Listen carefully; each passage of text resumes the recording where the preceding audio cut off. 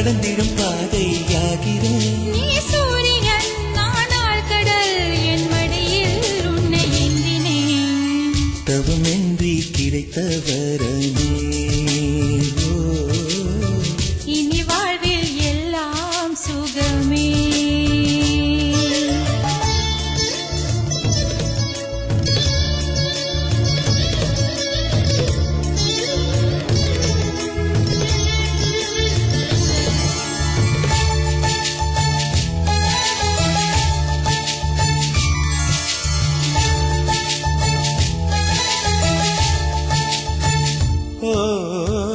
கடிவாளம் இல்லாத காற்றாக நாம் மாற வேண்டாமா வேண்டாமா.